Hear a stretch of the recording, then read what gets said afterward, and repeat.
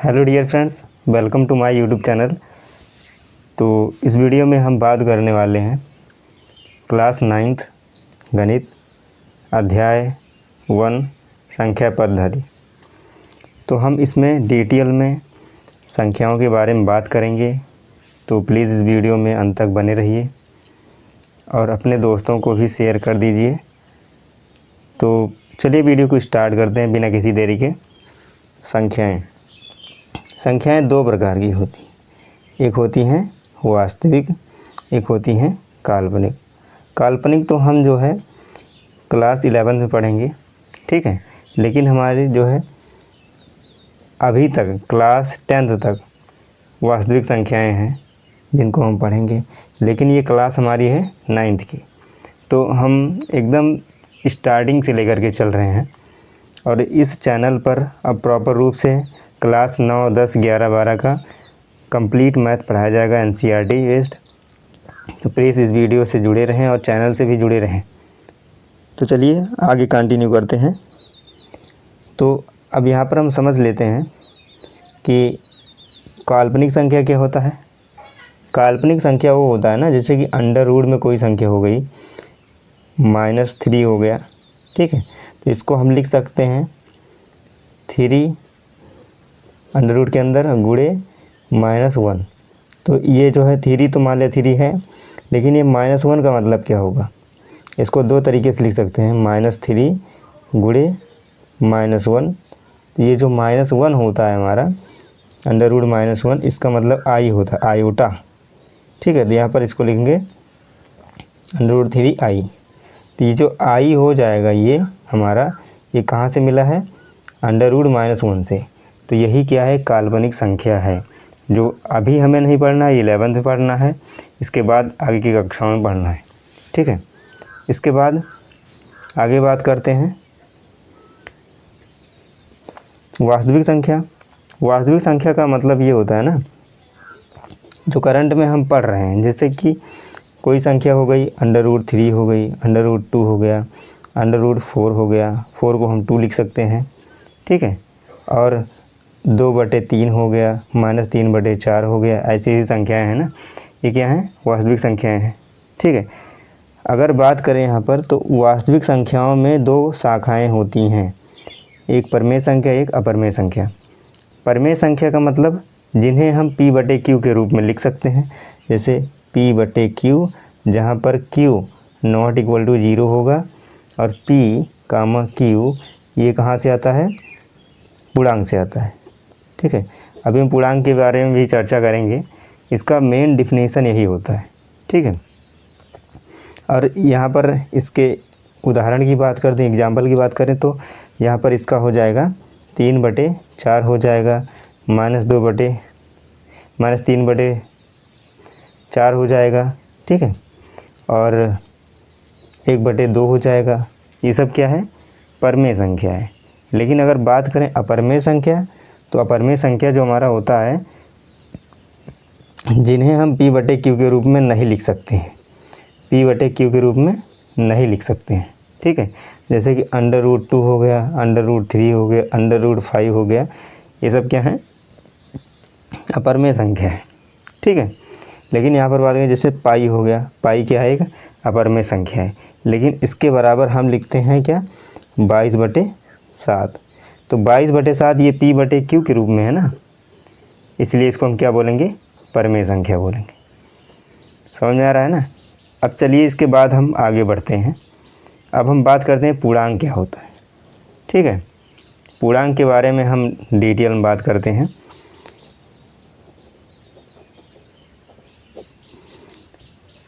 ठीक है, पूर्णांक, इसको इंग्लिश में इंटीजर बोलते हैं, इसको Z से या फिर I से प्रदर्शित करते हैं, ठीक है। बीच में क्या करते हैं, 0 लिख देते हैं और इधर प्लस में लिखते हैं 1, 2, 3, ऐसे से अनंत तक बढ़ता जाएगा। इधर माइनस में -1, -2, -3, ठीक है, ऐसे बढ़ता जाएगा। अगर यहाँ पर बात करें, यहाँ पर नेगेटिव संख्याएं भी हैं, 0 भी है, पॉजिटिव संख्याएं भी हैं, ठीक है। तो यहाँ पर देख लीजिए, इन्हीं संख्याओं में से ये सभी संख्याएं ली गई हैं, ठीक है। 22 अगर देखें तो इस पर यहीं पर कहीं पर 22 मिलेगा, 7 भी यहीं पर मिल जाएगा। 1 देखें तो यहाँ पर है ही मौजूद, 2 यहाँ पर मौजूद है, यहाँ पर 4 मौजूद है, यहाँ पर -3 यहाँ पर मौजूद है, और 3 और 4 यहाँ मौजूद है। ठीक है, तो इन्हीं में से आया है ये। लेकिन ये संख्याएं कहीं पर हैं, दिखाई दे रही हैं तो नहीं दिखाई दे रही। ठीक है, तो उम्मीद करता हूँ इतना समझ में आ रहा होगा। इसके बाद बात करते हैं, इसके बाद हम आते हैं पूर्ण संख्या, पूर्ण संख्याओं के बारे में। पूर्ण संख्या को होल नंबर से लिखते हैं इंग्लिश में WHOLE, होल नंबर। इसको होल नंबर लिखते हैं। ठीक है, इसका जो कैपिटल लेटर W है इससे प्रदर्शित करते हैं। ये 0 से स्टार्ट होता है, 0, 1, 2, 3, 4 ऐसे अनंत तक जाएगा। ठीक है, अगर यहाँ पर बात करें कि सबसे छोटी पूर्ण संख्या क्या है, तो सबसे छोटी पूर्ण संख्या हमारा हो जाएगा 0 हो जाएगा, क्योंकि जो पहले लिखा जाएगा वो सबसे छोटा होगा और जो सबसे बाद में लिखा जाएगा सबसे बड़ा होगा। तो यहाँ पर बाद में तो कोई दिखाई नहीं दे रहा है ना, तो कोई भी बड़ी संख्या नहीं होती है, ना तो इसमें कोई बड़ी संख्या होती है, ना तो इसमें कोई छोटी संख्या होती है। बीच की संख्या 0 होती है, इसमें सबसे छोटी संख्या 0 होती है। ठीक है, और इसके बाद अगर हम बात करें प्राकृतिक संख्या, प्राकृत संख्या या फिर प्राकृतिक संख्या, इसे नेचुरल नंबर बोलेंगे। Natural number capital letter N से प्रदर्शित करेंगे इसको हम। ये 1 से स्टार्ट होता है, 1, 2, 3, 4, 5 ऐसे ये अनंत तक जाता है। ठीक है, अगर बात करें सबसे छोटी प्राकृतिक संख्या तो 1 है, सबसे बड़ी प्राकृतिक संख्या कोई दिखाई नहीं दे रही तो अनंत है। ठीक है, यहाँ पर ये क्या होता है, अनंत ऐसे दर्शाते हैं, मतलब इसका कभी अंत नहीं होगा। यहाँ पर भी वही होगा, अनंत। ठीक है, इसके बाद अगर हम बात करें तो हमारा इन्हीं संख्याओं में से क्या आ जाता है, सम संख्या, विषम संख्या, भाज्य संख्या, अभाज्य संख्या, यही सब होता है। तो यहाँ पर हम बात करते हैं सम संख्या। सम संख्या इसे इंग्लिश में इवन नंबर बोलते हैं, इवन नंबर बोलते हैं। तो जो संख्या 2 से पूर्णतः विभाजित हो जाए, जो संख्या 2 से पूर्णतः विभाजित हो जाए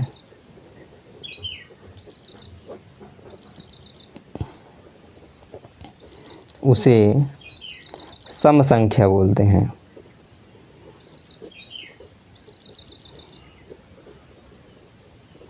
उसे सम संख्या बोलते हैं।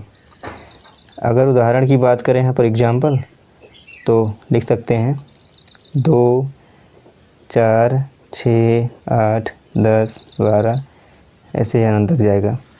ठीक है, इसके बाद विषम संख्या। इसके बाद हम विषम संख्या के बारे में बात करते हैं।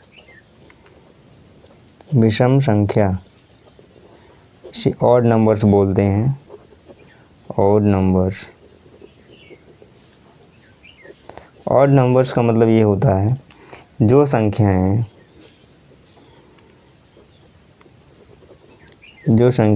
2 से पूर्णतः विभाजित ना हो उसे विषम संख्या कहते हैं।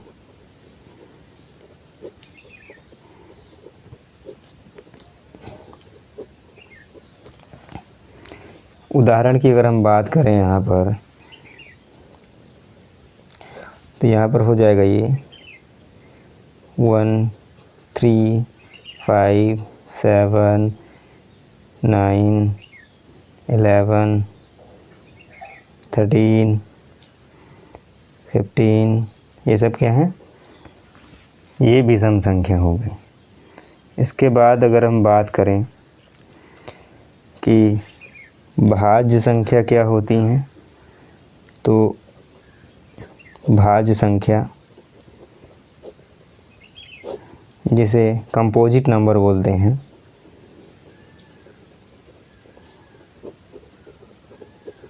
कंपोजिट नंबर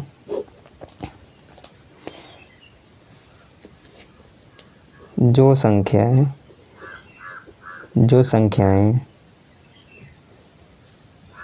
एक से, खुद से तथा तीसरी किसी संख्या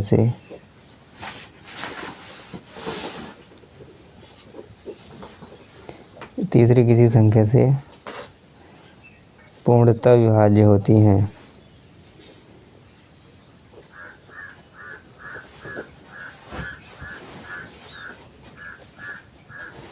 उसे भाज्य संख्या बोलते हैं।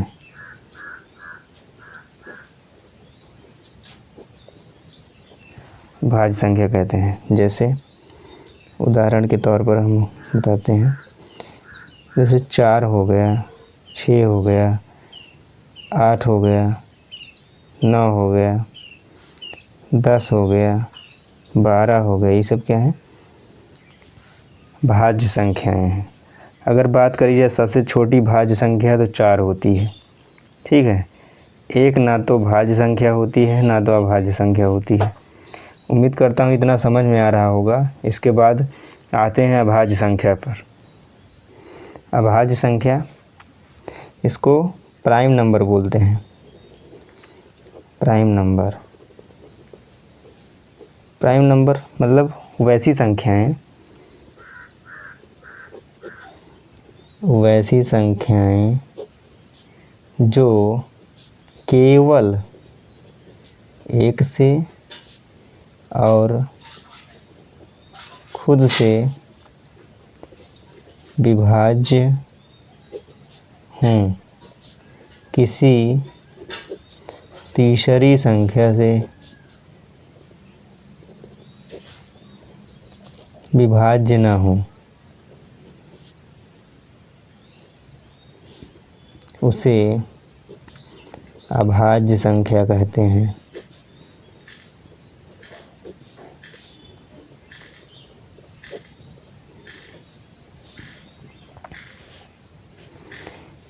अगर उदाहरण की बात करें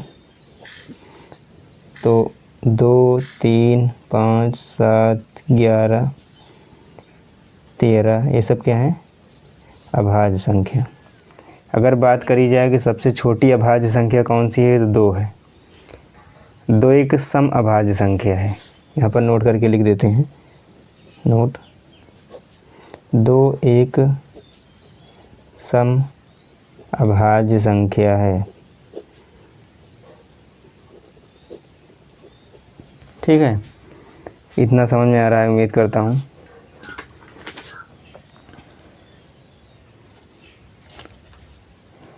चलिए एक बार रिपीट कर लेते हैं दोबारा से। ठीक है, तो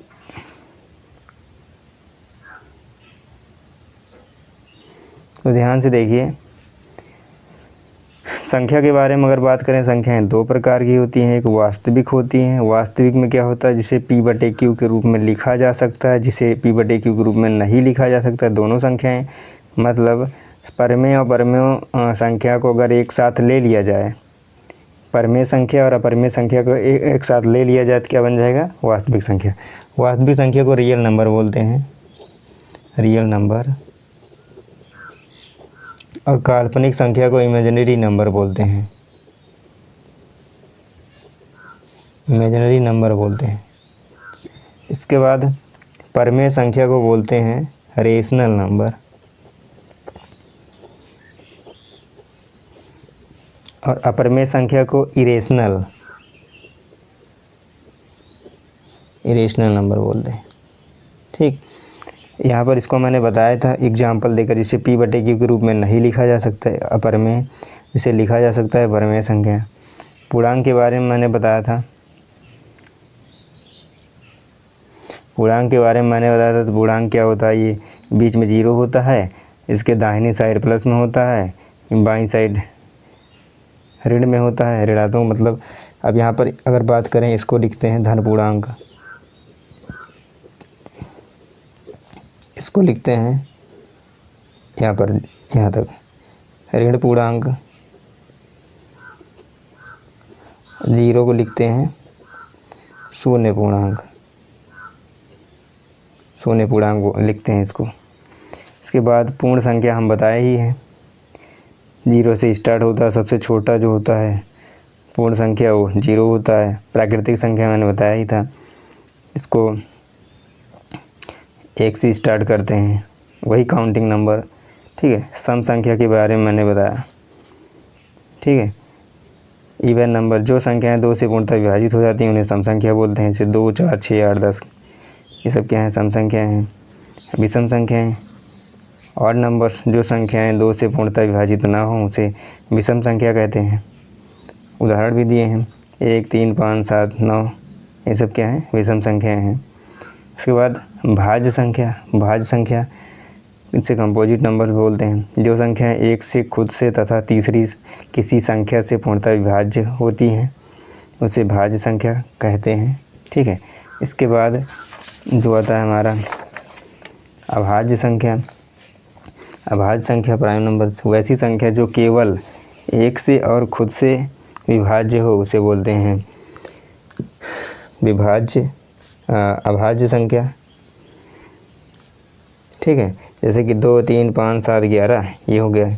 2 एक समअभाज्य संख्या है, इसको बताएं।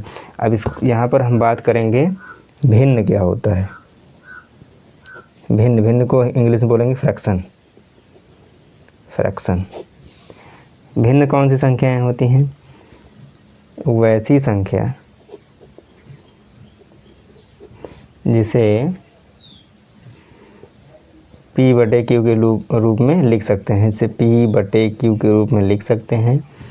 और यहाँ पर हमारा Q ≠ 0 होना चाहिए।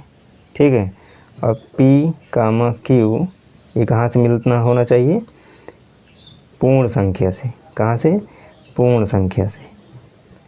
अब यहाँ पर हम पूर्ण संख्या एक बार लिख देते हैं, क्या होता है 0, 1, 2, 3 ऐसे ऐसे होता है। ठीक है, ध्यान देने योग्य बातें ये हैं कि अगर हम यहाँ पर बात करें कि भिन्न और परिमेय संख्या में क्या अंतर होता है, दोनों को एक तरह से लिखा जा सकता है। ठीक है, लेकिन जो परिमेय संख्या होता है वहाँ पर P और Q पूर्णांक से आते हैं, लेकिन भिन्न में पूर्ण संख्या से आते हैं। ठीक है, इसके बाद प्रश्नावली 1.1 को सॉल्व करने से पहले हम इसके दिए हुए कुछ उदाहरण को सॉल्व करेंगे, उसके बाद हम इसको सॉल्व करेंगे। तो यहाँ पर इसका जो उदाहरण है,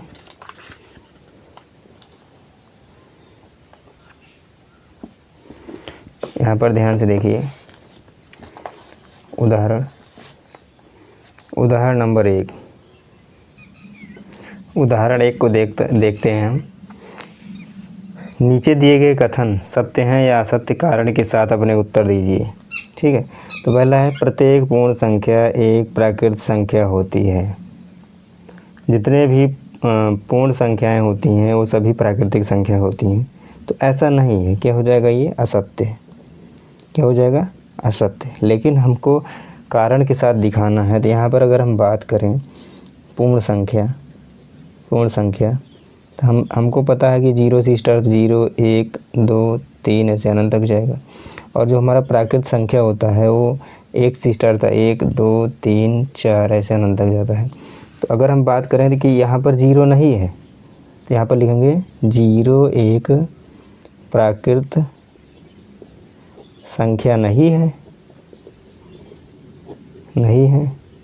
इसलिए पूर्ण संख्या प्राकृत संख्या नहीं है। सभी पूर्ण संख्या, यहाँ पर लिखेंगे सभी पूर्ण संख्याएं प्राकृत संख्या नहीं है। उम्मीद करता हूँ इतना समझ में आ रहा होगा। इसके बाद अगले पे आते हैं, प्रत्येक पूर्णांक एक अपरिमेय संख्या होती है। ठीक, तो प्रत्येक पूर्णांक एक परिमेय संख्या होती है। तो परिमेय संख्या हमको पता है कि जो पूर्णांक होते हैं, पूर्णांक जैसे कि 0, 1, 2, 3 ऐसे अनंत तक जाएगा। इधर -1, -2, -3 इधर जाएगा। तो अगर हम चाहें तो इनको सबको हम बटे के रूप में लिख सकते हैं, बटे 1। तो हमको ये पता है परिमेय संख्या क्या होता है, P/Q के रूप में होता है। ये सभी P/Q के रूप में आ जा रहे हैं, तो ये बात क्या है, सत्य। ठीक है, हाँ, तो यहाँ पर लिख देंगे सभी पूर्णांक को P/Q के रूप में, यहाँ पर Q ≠ 0 लिख सकते हैं। अतः सभी पूर्णांक परिमेय संख्याएं हैं।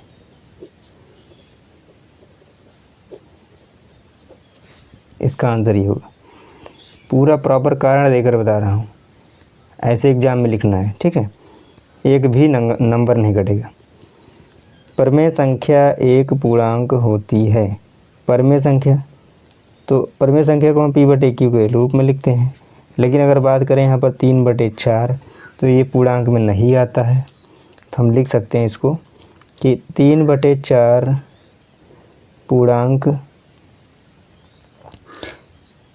पूर्णांक में नहीं आता है, आता है। इसलिए कोई भी एग्जाम्पल दे सकते, 3/4, 2/3 ऐसे कुछ भी दे सकते हैं, -2/4 ऐसे लिख सकते हैं। इसलिए परिमेय संख्या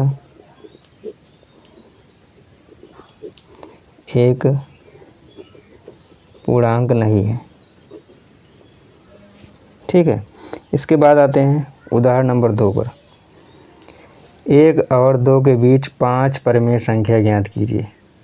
ठीक, तो इसको तो कई प्रकार से लिखा जा सकता है, लेकिन हम इसको एकदम आसान भाषा में बताएंगे आप लोगों को। तो सबसे पहले हम क्या लिखेंगे, 1 लिखेंगे, यहाँ पर 2 लिखेंगे।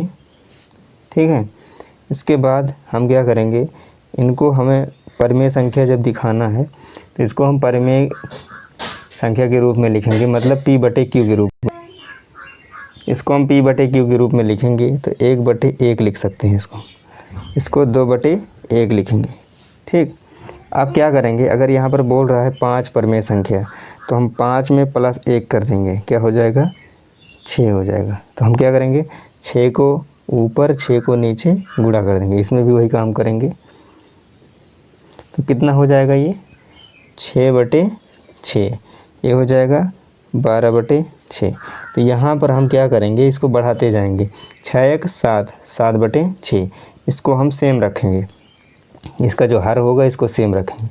7/8, 7/6 हो गया, फिर 8/6 हो गया, और 9/6 हो गया, 10/6 हो गया, 11/6 हो गया। अब ये देखो यहाँ पर 5 परिमेय संख्या आ गई। ठीक है, ऐसा ज़रूरी नहीं है कि आंसर में यही मिले, क्योंकि इसके बीच अनंत परिमेय संख्या हम निकाल सकते हैं,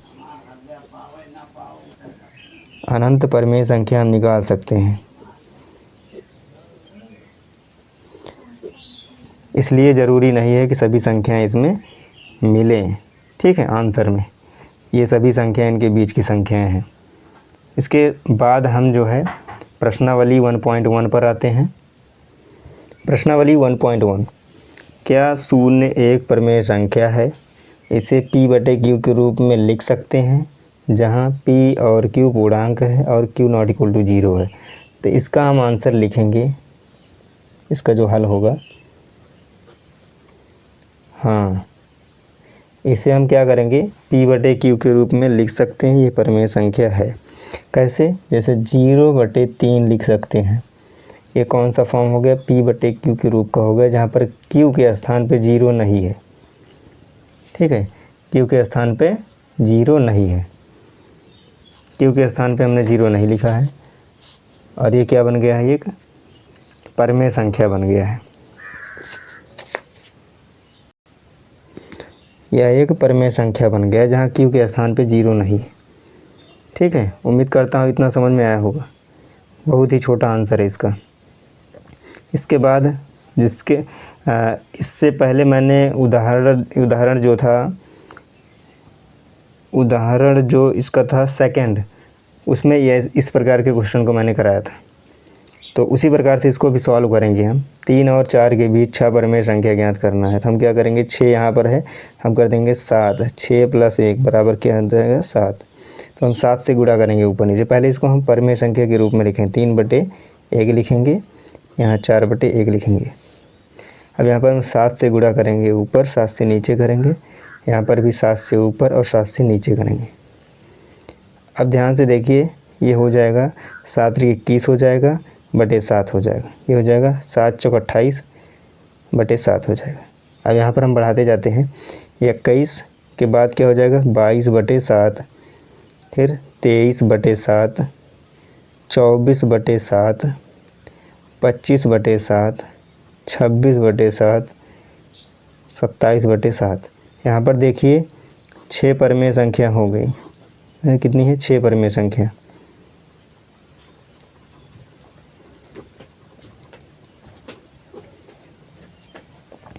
तो हमारी ये 6 परमेय संख्याएँ आ गई।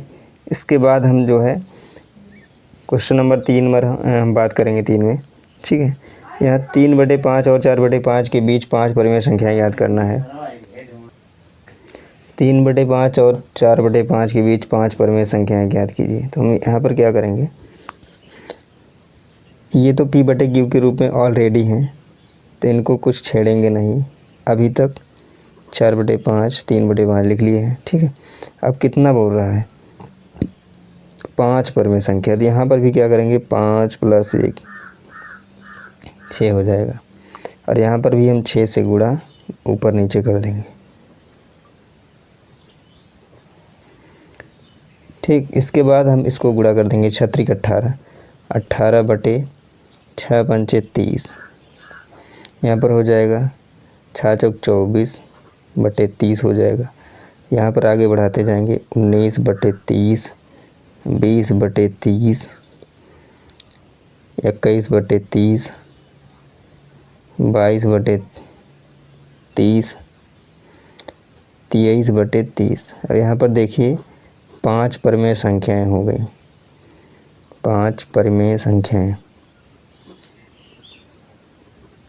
ऐसा ज़रूरी नहीं है कि यही आंसर में मिले, क्योंकि इनके बीच हम अनंत परमेय संख्या निकाल सकते हैं। ठीक है, इसके बाद हम लास्ट क्वेश्चन नंबर 4 पर बात करते हैं। लास्ट क्वेश्चन पर बात करते हैं। क्वेश्चन नंबर 4, दिए गए कथन सत्य हैं अथवा असत्य, कारण के साथ अपने उत्तर दीजिए। कह रहा है प्रत्येक प्राकृत संख्या एक पूर्ण संख्या होती है। बिल्कुल सही है। क्या हो जाएगा, ये सत्य हो जाएगा, क्योंकि प्राकृत संख्या जो होती है वो 1 से स्टार्ट होता है, अनंत तक जाता है, और जो पूर्ण संख्या होता है 0 से स्टार्ट होता है और अनंत तक जाता है। तो यहाँ पर ध्यान दीजिए, ये सभी संख्याएं इसमें मौजूद हैं, इसलिए क्या हो जाएगा, सत्य हो जाएगा। इसके बाद दूसरा है, प्रत्येक पूर्णांक एक पूर्ण संख्या है। यहाँ पर पहले पूर्णांक की बात करते हैं। तो पूर्णांक कुछ इस प्रकार होता है, लेकिन ये पूर्ण संख्या जो होता है 0 से स्टार्ट होता है। यहाँ पर ध्यान दीजिए, यहाँ पर ये निगेटिव संख्या नहीं है। ठीक है, इसलिए क्या होगा, ये सत्य नहीं होगा, असत्य हो जाएगा, इसलिए असत्य हो जाएगा। इसके बाद प्रत्येक परमेय संख्या एक पूर्ण संख्या होती है। तो परमेय संख्या P/Q के रूप में लिखते हैं, लेकिन जो पूर्ण संख्या होता है उसको हम P/Q के रूप में नहीं लिखते हैं, इसलिए क्या होगा, ये असत्य हो जाएगा। उम्मीद करता हूँ समझ में आया होगा। अगर ऐसा है तो प्लीज़ वीडियो को लाइक करिए, और अभी तक चैनल से जुड़े नहीं हैं तो प्लीज़ चैनल को सब्सक्राइब कर लीजिए और अपने दोस्तों के साथ भी शेयर कर दीजिए। तो मिलते हैं अगली वीडियो में। अपरिमेय संख्याओं को पढ़ते हैं और प्रश्नावली 1.2 को सॉल्व करते हैं। तब तक के लिए धन्यवाद। Best of luck all of you.